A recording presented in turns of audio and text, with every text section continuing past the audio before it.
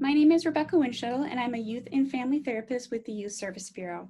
I was also married to a National Guard soldier for 9 years, and during that time, he was deployed twice. So I've been the one left at home before, and so I've been in your shoes. I understand what that experience is like. Youth Service Bureau is a nonprofit organization that has a couple of different services. One of them is youth-focused family counseling. So this is working with youth and their families and doing mental health therapy. We also have a diversion service, which is when kids get in trouble, rather than going through the juvenile justice system, they get sent to us and they can do other things like community service and stuff like that. Our youth and family education program is a program where we go out into the community and provide education on a variety of topics, anything from mental health, chemical health, screen time, stuff like that, to parents and families out in the community. Also, we work in 3 different school districts, and in those school districts, we have chemical health support for the kids as well. And we have our military family support program. In this program, we do presentations like these for these events, but we also see military families for therapy. We do have a program where if a family is unable to use insurance for any kind of reason to pay for therapy services, we do have a fund set aside so that we can still provide services at no cost to the family. So our locations are in Cottage Grove, Stillwater, and in Woodbury. And when I'm in the office for therapy, I work in the Stillwater and Woodbury offices. So today we're talking about guiding kids through deployment. So kind of what to expect from your kids when we're going through deployment. When we're talking about young children, maybe expect things like being a little clingy, maybe unexplained or not understood crying. They might start to act out. They might start shrinking away from people, maybe becoming a little bit more quiet or isolated, struggles with sleep, change in their eating patterns. They might be afraid of new people or situations and feel like they have to keep their primary caregiver in view at all times. So then when you're talking about children and teens, a little bit older kids, maybe some unexplained moodiness, maybe some isolation, withdrawal, maybe not interested in their usual activities. They might be a little bit more clingy to people, sleeping or eating changes. They also might have stomach aches and headaches.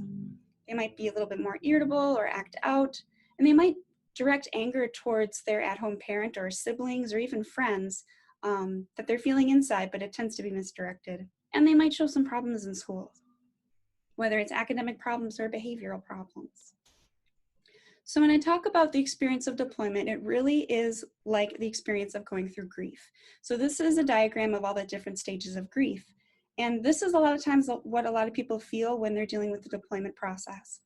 So there's a stage of shock and denial, that shock of confusion and fear about the deployment, just not quite sure what's going on. There's being angry, maybe being frustrated at the soldier for why do they have to go through this, maybe irritation. There's a stage of depression and maybe detachment, feelings of being overwhelmed, kind of having those blahs, not having a lot of energy. Then there's dialogue and bargaining. And this is when you're really ready to reach out to other people and share your story and try and make meaning out of the situation. There is a stage of acceptance. That's when you've got a plan, you put it in place, and you got things good. And then you lead to a sense of empowerment or security. Now, not everybody goes through all of these stages, and not everybody goes through them in the same order. You're not necessarily going to go through them in the order that I just explained them.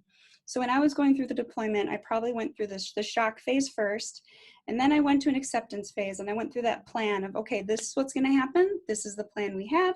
This is what we're going to do. Okay. And I was okay for a while. But then maybe at about month 4 is when I started with having maybe some of that depression or detachment. And I went through depression, detachment, and then maybe that anger stage. And things got a little bit easier the closer that we got to him coming home, when I was able to get back into that acceptance phase again. But I never really went through that dialogue or bargaining stage. And I went back and forth throughout the multiple stages, depending on where I was in the deployment. So these are some different ways of explaining and understanding what kind of experiences you might have during this deployment process. So in the process of having the separation, some things that are not so good about the separation is a lot of times it's similar to divorce for kids. So there's those questions of what's going to happen, who's going to take care of me, will both my parents leave, what happens to the at-home caregiver, what happens if something happens to them, what do I do? So there's that questioning, especially among a lot of the younger kids. There's that questioning piece. They also might feel like their parent might not love them and that was why they're leaving, or maybe they did something to make their parent leave. So those are some thoughts that come up in kids when they say, oh, a person's going to up and leave for a certain, how many months. But some positive to separation is it does foster maturity. Kids learn a little bit more about how the world works and functions in general, and they have to take on new responsibilities. It does encourage independence, and you do become more resourceful. The kids become more resourceful in learning things than the adults do too. So my biggest point of being resourceful as an adult was I was super excited that I was able to take apart the vacuum cleaner, clean it, and put it back together, and it still worked. That was my big independent moment. I was very proud of myself for being able to make something like that happen.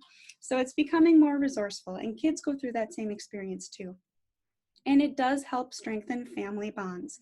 You discover new areas of support that maybe you didn't have before, and you're really able to make those connections strong.